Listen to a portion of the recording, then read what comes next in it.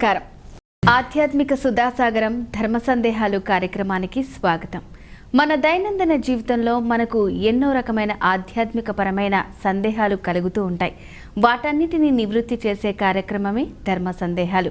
మరి ఈరోజు ప్రేక్షకులు లెటర్స్ ద్వారా, ఈమెయిల్స్ ద్వారా తెలియజేసినటువంటి సందేహాలను నివృత్తి చేయడానికి ఈరోజు మనతో పాటు ఉన్నారు ప్రముఖ ఆధ్యాత్మికవేత్త డాక్టర్ అనంతలక్ష్మి గారు. వారితో మాట్లాడి మరిన్ని విషయాలు తెలుసుకుందాం. నమస్కారం అండి.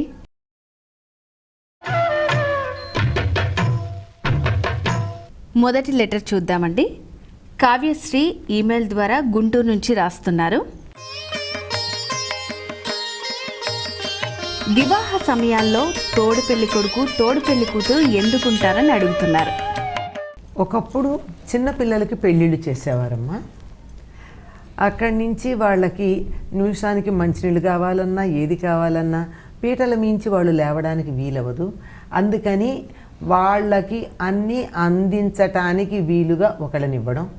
అంతేకాకుండా నేనేమిటి మిగిలిన వాళ్ళకన్నా భిన్నంగా అలంకరించుకున్నాను అనేటటువంటి భావన రాకుండా, అంటే చిన్నపిల్లలకి పెళ్ళిళ్ళు చేసే రోజుల్లో అట్లా రాకుండా వీళ్ళకి తోడుగా ఉండేవాళ్ళు. అంటే ఈ తోడ పెళ్లి కొడుకు లేక తోడ పెళ్లి కూతురు ఎవరైతే ఉంటారో వాళ్ళకు కూడా పెళ్లి కూతురికి పెళ్లి కొడుకుకి చేసినంత మర్యాదలు చేసేవాళ్ళు. ఇవన్నీ ఒకసారి అనుభవం అయిన తర్వాత ఆ పిల్లలకి వాళ్ళకు కూడా పెళ్లి చేసుకోవాలన్న భావన మనసులో కలుగుతుంది. ఇప్పట్లాగా ఎన్నేళ్ళు పోయినా పెళ్లి చేసుకోను, అప్పుడే పెళ్ళేమిటి, నాకు పెళ్ళేమిటి, ఇట్లాంటి మాటలు మనం వింటున్నామే. ఇవన్నీ చిన్నతనంలో తోడ పెళ్లి కొడుకుగానో తోడ పెళ్లి కూతురుగానో కూర్చుని వాళ్ళకి రావండి. ఎందుకంటే ప్రత్యేకంగా చూడడం అన్నది ఆ క్రతువు మొత్తం అంతా వీళ్ళ పక్కన కూర్చుంటారు. అంచేత వీళ్ళకి తర్వాత నేను పెళ్లి చేసుకున్నప్పుడు ఎట్లా ఉండాలని అభ్యాసం అవుతుంది. ఒక రకమైన అప్రెంటిస్షిప్ అని చెప్పచ్చు. అది వాళ్ళకి జరగటంతో పాటుగా సాధారణంగా ముగ్గురు నలుగురు కూడా చేస్తూ ఉంటారు మనకి. ఒకళ్ళిద్దరు కాకుండా ఎంతమంది ఉంటే అంత. ఎందుకంటే వీళ్ళందరికీ కూడా మేము ఈ వరుసలో ఉన్నామని తెలియజెప్పడంతో పాటు పైగా ఆ చేసేటటువంటి వాళ్ళు కూడా ఆడపిల్లలకైతే చెల్లెళ్ల వరుసలు, మగపిల్లలకైతే తమ్ముళ్ళ వరుసలే తప్ప మరో వరుస వాళ్ళని చేయడానికి కూడా ఉండదు. ఇదంతా ఒక ప్రత్యేకంగా తెలియడం అన్నది ఉంది. ఇక పెళ్లి కొడుక్కి పెళ్లి కూతురికి ఉన్న అవసరాలన్నీ వీళ్ళే తీరుస్తారు. కాస్త మంచిళ్ళు కావాలనో ఇంకేదో కావాలో ఏదో ఉంటుంది కదా, వాళ్ళ పీటల మించి లేవకుండా వీళ్ళకి చేయడం అన్నది అభ్యాసం అవుతూ ఉంటుంది. ఇది ఒక రాజుగారి పక్కన ఒక యువరాజు ఉన్నట్టే, ఒక తోడు ఉన్నట్టే ఒంటరిగా లేకుండా ఉండడానికి ఉంటుంది. ఇది మన సంప్రదాయంలోనే కాదండి, మిగిలిన మత సంప్రదాయాల్లో కూడా బ్రైడ్స్ మెయిడ్స్ అని చెప్పి పక్కన ఉంటారు. పెళ్లి కూతురు వెనకాల ఉండడానికి చాలామందిని సిద్ధం చేస్తూ ఉంటారు. అక్కడ మగపిల్లలు తక్కువ, ఆడపిల్లలకైతే తప్పనిసరిగా బ్రైడ్స్ మెయిడ్స్ ఉంటారు. అట్లా వాళ్ళకి ఆ ఉత్సాహం కలగడానికి, పైగా ఏం జరుగుతుందంటే పెళ్లి కూతురు అక్కడే కూర్చుని గౌరీ పూజ చేసుకుంటూ ఉంటుంది. ఏం మాట్లాడడానికి ఉండదు, అందరూ బయట మాట్లాడుకుంటూ ఉంటారు. వాళ్ళు మాట్లాడుకునేది, వాళ్ళు చేసేవి చూడాలని కుతూహలం ఉంటుంది. నేను ఒంటరిగా అయిపోయానన్న బాధ ఉంటుంది. అదేం లేకుండా వీళ్ళు అక్కడే కూర్చున్నారు అనుకో, నేను ఒంటరిగా ఉన్నానన్న బాధ ఉండదు. చక్కగా తోడు ఉండడం జరుగుతుంది. ఆ పేరులోనే ఉంది తోడు అని. తోడ పెళ్లి కూతురు అంటే పెళ్లి కూతురుకు తోడుగా ఉండేటటువంటి అమ్మాయి, సహాయంగా ఉండేది, అన్న అవసరాలు తీర్చేది అని అర్థం. మరొక లెటర్ చూద్దాము. పృథ్వీ గారు హైదరాబాద్ నుంచి రాస్తున్నారు. తలరాత మారదు అంటారు కదా, మరి దోష నివారణ పూజలు ఎందుకు చేయాలని అడుగుతున్నారు. తలరాత మారదమ్మా, కానీ ఆ చిట్ట చివర చిన్నది ఒకటి ఉంటుంది. అప్పుడప్పుడు మనం చేసే పనుల వల్ల దానిలో ఉన్న తీవ్రతలు హెచ్చుతగ్గుల్లో తేడా వస్తుంది. ఏదో ఇప్పుడు దోషం ఉంది అని అన్నారనుకోండి, ఏదో ఫలానా దోషం ఉందండి మీకు, అందువల్ల ఏదో పెళ్లి కావట్లేదు, పిల్లలు పుట్టట్లేదు అని ఏదో అంటారు. వాళ్ళ తలరాతలో దోష నివారణ చేసుకోవడానికి తగిన సమయం వచ్చినప్పుడే దోష నివారణ చేసుకుంటారు. అర్థమైందా? ఆ దోష నివారణ అన్నది చేసుకోవడానికి కూడా వాళ్ళకి సమయం కావాలి. దీనికి ఒక ఉదాహరణ చెప్తాను. రామాయణంలో దశరథుడికి సంతానం లేదు, దానికోసం మళ్ళీ వివాహాలు చేసుకున్నా కలగలేదు. ఇంకా వృద్ధాప్యం వచ్చేసిన తర్వాత నేను పెద్దవాడిని అయిపోతున్నాను, సంతానం లేదు అని బాధపడుతూ ఉంటే, సంతానం లేకపోవడం కాదు మీకు ఉన్నది, సనత్కుమారుల వారు చెప్పారు కనుక మీరు ఇప్పుడు అశ్వమేధం చెయ్యండి. ఎందుకు అంటే అశ్వమేధం చేస్తే తప్ప పుత్రకామేష్టి అందులో భాగంగా చేయడానికి ఉండదు, అది చేస్తే మీకు సంతానం కలుగుతుంది అని. ఈ మాట ముందరే చెప్పచ్చు కదా వశిష్ఠాదులు, ఎందుకు చెప్పలేదు? ఎందుకు చెప్పలేదు అంటే ఈయనకి సంతానం ఇంత వృద్ధాప్యంలో కలగాల్సిన అవసరం ఉంది. ఇది తలరాత. ఆ తలరాతని సరిగ్గా జరపడానికి వీలుగా చిన్నతనంలో చెప్పకుండా ఆయనకి వృద్ధుడయ్యాక మాత్రమే చెప్పడం జరిగింది. అట్లా ఏవైనా పరిహారాలు దోష నివారణలు జరుగుతున్నాయంటే అది కూడా తలరాతని అనుసరించే జరుగుతున్నాయి అని తప్పనిసరిగా మనం అంగీకరించవలసిన విషయం.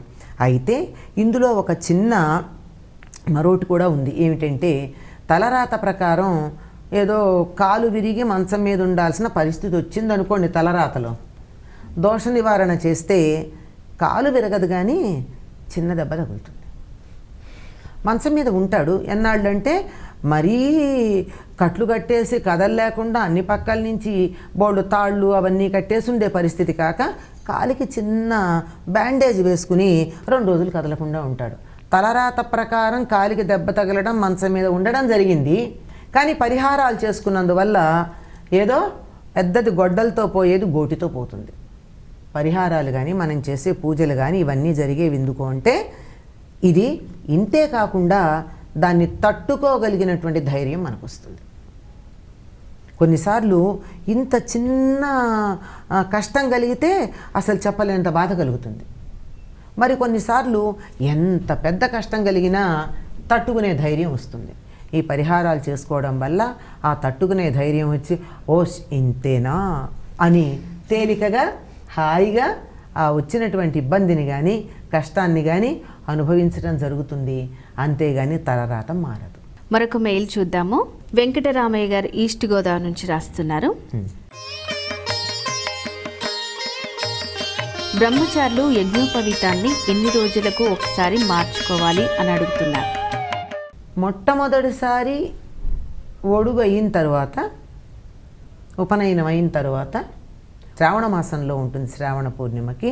అప్పుడు ఉపాకర్మలో జింక చర్మం పెట్టినటువంటి యజ్ఞోపవీతాన్ని తీసి వటువు బ్రహ్మచారి వేసుకునేటటువంటి యజ్ఞోపవీతాన్ని ధరించటం ఉంటుంది. ఇదొక్కటే తప్పనిసరిగా అలా చెప్పి చేసేది. ఈ మిగిలినవన్నీ పెద్దవాళ్ళు ఎలా చేస్తే అట్లాగే చేయాలండి. ఎప్పుడు సంవత్సరానికి ఒకసారి ఉపాకర్మ రోజున యజ్ఞోపవీతం మార్చుకోవాలి. ఇంకా యజ్ఞోపవీతం మార్చుకోవాల్సిన సందర్భాలు పెద్దలకు ఏ ఉన్నాయో పిల్లలకు కూడా అవే ఉన్నాయి. అశౌచం అంటే మైల ఉన్నటువంటి వాళ్ళని స్పృశించినా, ఎవరైనా చనిపోయిన చోటికి వెళ్ళినా, ఇలాంటి కొన్ని సందర్భాల్లో యజ్ఞోపవీతం మార్చుకోమంటారు.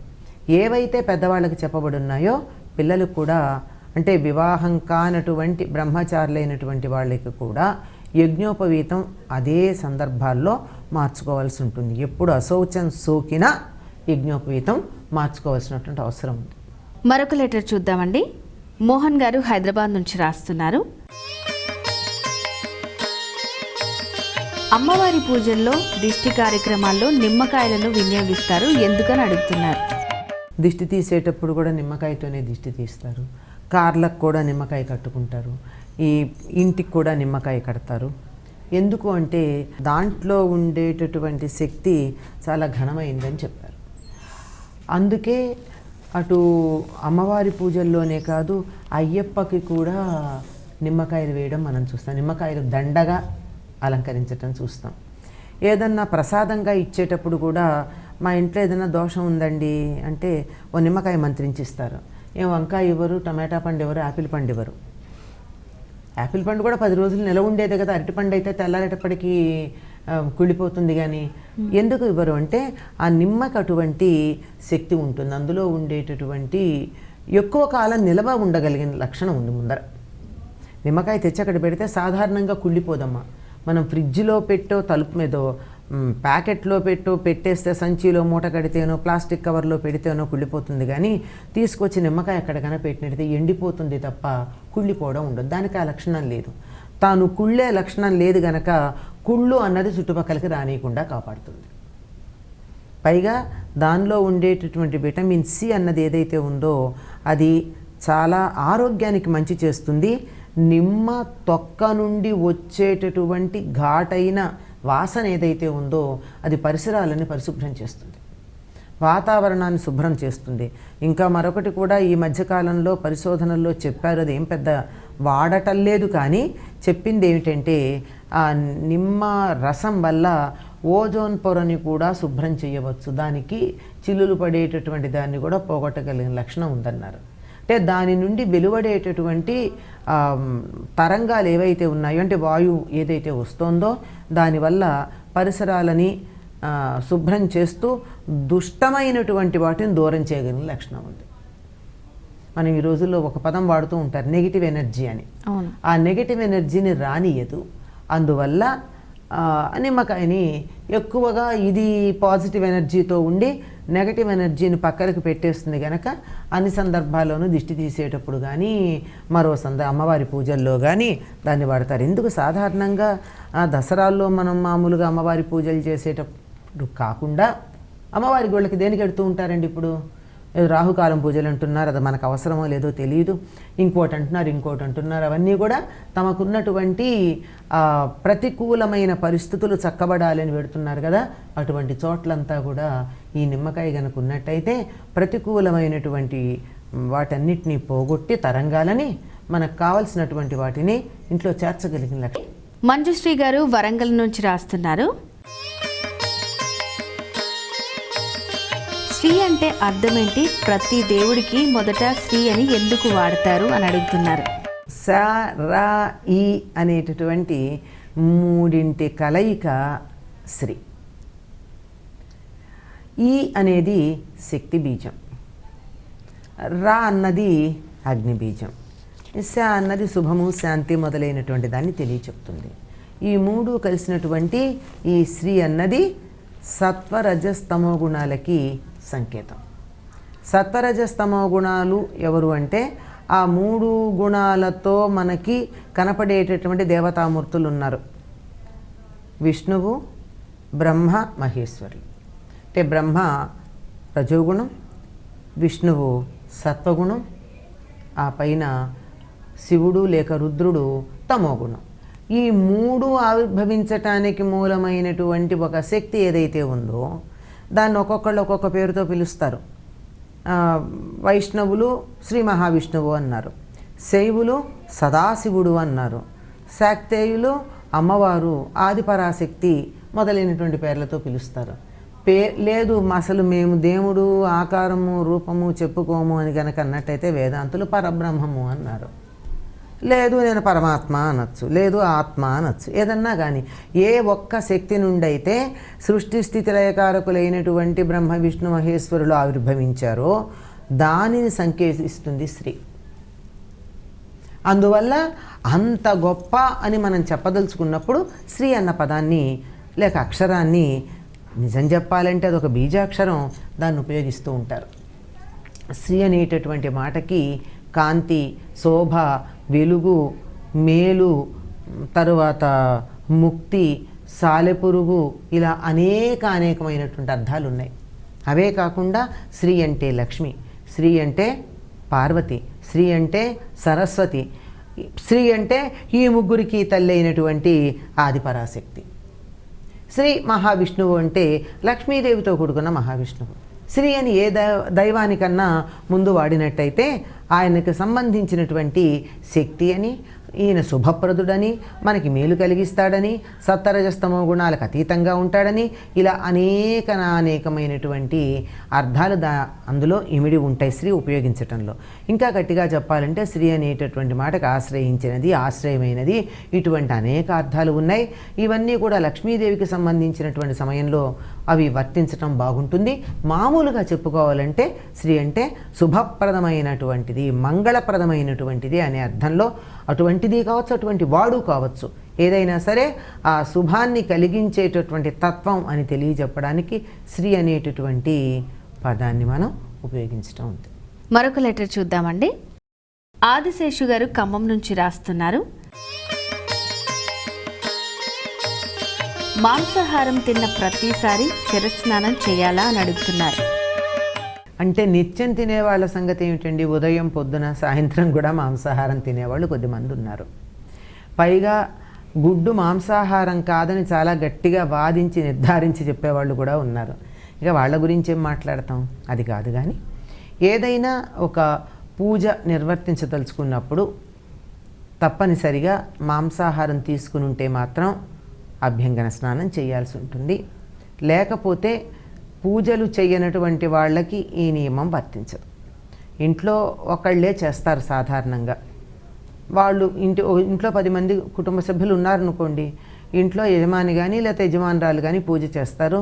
వాళ్ళు మాత్రం తప్పనిసరిగా పూజ చేసేటటువంటి వాళ్ళు అభ్యంగన స్నానం, తల మీద స్నానం చేయవలసిందే.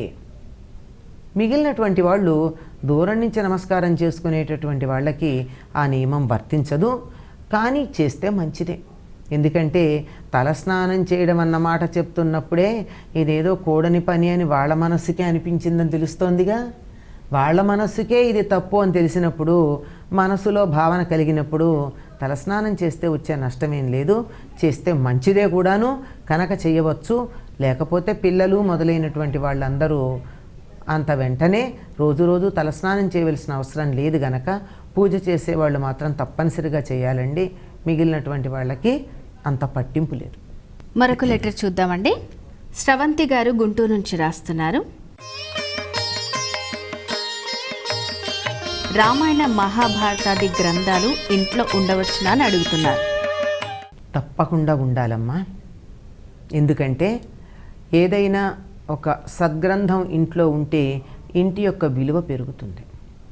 కారణం ఏమిటంటే ఆ గ్రంథం నుండి వెలువడేటటువంటి తరంగాలు వాతావరణాన్ని పరిశుభ్రం చేస్తాయి అని చెప్పి పరిశోధనలు తెలియచెప్తున్నాయి.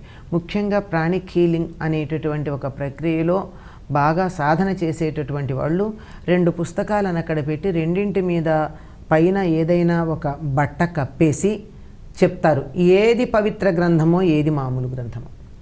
ఎందుకంటే దాని నుండి వెలువడుతూ ఉన్నటువంటి సానుకూల ప్రకంపనలు ఏవైతే ఉన్నాయో అవి దానిని బట్టి వాళ్ళు గమనించగలరు గనక ఇది పవిత్ర గ్రంథం, దీని నుండి వెలువడుతూ ఉన్నటువంటి తరంగాలు మేలు కలిగించేవిగా ఉన్నాయి, ఇదిగో ఇది పవిత్ర గ్రంథం అయి ఉండదు, అందువల్ల దీంట్లోంచి అంత ఎక్కువ రావటం లేదు అని చెప్తారు.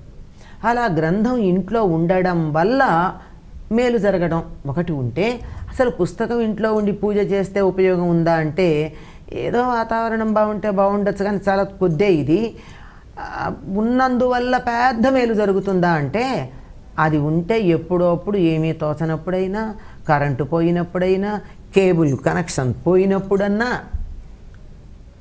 ఏమీ తోచకపోతే ఆ పుస్తకం తీయాలనిపిస్తుంది, ఎప్పుడో ఒకప్పుడు దాన్ని తెలుసుకోవాలనిపిస్తుంది. అందుకని అందుబాటులో ఉంచుకోవడం అన్నది చాలా ముఖ్యం. ఇంకొకటి, ఎవరైనా దాని గురించి వ్యతిరేకంగా మాట్లాడినప్పుడు సమాధానం వెతుక్కోవడానికైనా అందుబాటులో ఉంటాయి కదా. ఎవరో చెప్పారు రాముడికి తర్వాత 1 సంవత్సరానికి భరతుడు పుట్టాడండి, ఇద్దరికి 1 ఏడాది తేడా అని. వెంటనే మనం ఏం చేస్తామండి, అవతల వాళ్ళు చాలా నమ్మకంగా చెప్తే, ఎందుకంటే ఇది ఒకళ్ళు చెప్పిన మాట కనుక నేను దీన్నే ఉదాహరణగా చెప్తున్నా. 1 ఏడాది చిన్నబట్ట భరతుడు రాముడి కన్నా. మరి ఆ మాట అంటే చూడ్డానికి ఏమిటి, వెంటనే నాకు అనుమానం వస్తుంది కదా, ఏం చేస్తాను, వెళ్ళి రామాయణం చూస్తా, రాముడికి తర్వాత పుట్టాడా భరతుడు, ఎన్నేళ్లకు పుట్టాడు అని. 1 రోజే కదా తేడా ఉంది. 1 రోజు అంటే నిజం చెప్పాలంటే కొన్ని గంటలే లెక్క. రాత్రి మారింది కనుక రోజు అని చెప్పుకుంటున్నాం. కానీ అట్లా మనకి ఏదన్నా సందేహం వస్తే తెలుసుకోవడానికి ఉపయోగపడతాయి. అందువల్ల తప్పనిసరిగా రామాయణ భారత గ్రంథాలు ఇంటిలో ఉండి తీరవలసినదే. ఇంకొక మాట మాత్రం సందర్భం మీరు అడిగారు గనక చెప్తున్నాను. ఇతర సంప్రదాయాల వాళ్ళు, విశ్వాసాల వారు ఏమున్నా లేకపోయినా తమ మత గ్రంథాన్ని చేతిలో పట్టుకుని తిరుగుతారు. మనం అంత పని చేయక్కర్లా, ఇంట్లో పెట్టుకుందాం. పట్టుకుని తిరగకపోయినా పెట్టుకుందాం ఇంట్లో. మన ఇంట్లో ఆ గ్రంథాలు చూస్తే మనం భారతీయులమని, సనాతన ధర్మం మీద విశ్వాసం కలిగినటువంటి వారిమని, రాముణ్ణి దైవంగా భావించేటటువంటి వారిమని, ఈ దేశంలో పుట్టిన అదృష్టాన్ని అనుభవిస్తున్నటువంటి వాళ్ళమని ఆ గ్రంథాలు మన ఇంట్లో ఉంటే తెలియజెప్తాయి. చూడ్డానికైనా అందంగానే ఉంటుందండి. నేను పిల్లలకు అదే చెప్తూ ఉంటా, ఈ గ్రంథాలు ఇలా అందంగా పెట్టుకోండి, మీకు వీలైనప్పుడు చదువుతురు కానీ అప్పటికప్పుడు చదవాలంటే పుస్తకం అందుబాటులో ఉండకపోవచ్చు. అది ఉండడం వల్ల కూడా చాలా గొప్ప ప్రయోజనం ఉంటుంది. రామాయణం అన్న మాట అంటూ ఉంటేనే ఎంతో మంచి శబ్ద తరంగాలు అన్ని వైపులకి వ్యాప్తి చెందుతూ ఉంటాయి. భాగవతం భాగవతం అన్న చోట బాకి ఒత్తు పలక్కపోతే కూడా భాగవతం అంటే భాగవుతాం అని కూడా అనిపిస్తూ ఉంటుంది. కనుక తప్పనిసరిగా ఉండాలమ్మా, ఉండాలా కూడదా అన్నటువంటి ప్రశ్నే లేదు, ఉండి తీరాలి అందరి ఇళ్లలో. అమ్మ, ఈరోజు లెటర్స్ ద్వారా, ఈమెయిల్స్ ద్వారా ప్రేక్షకులు మనకి తెలియజేసినటువంటి ఆధ్యాత్మికపరమైన సందేహాలన్నిటికీ చాలా చక్కటి సమాధానాలు తెలియజేశారు. ధన్యవాదాలు. మీకు కూడా ఎటువంటి ధర్మ సందేహాలున్నా స్క్రీన్ మీద కనిపిస్తున్నటువంటి మా చిరునామాకు తెలియజేయగలరు. మా చిరునామా ధర్మ సందేహాలు, కేర్ ఆఫ్ భక్తి TV, road number 92, Jubilee hills, Hyderabad 5,96,000. మా ఈమెయిల్ ఐడి bhaktihyd@gmail.com. ఇది వాళ్ళ ధర్మ సందేహాలు కార్యక్రమం. మరో కార్యక్రమంలో మళ్ళీ కలుసుకుందాం. అంతవరకు సెలవు.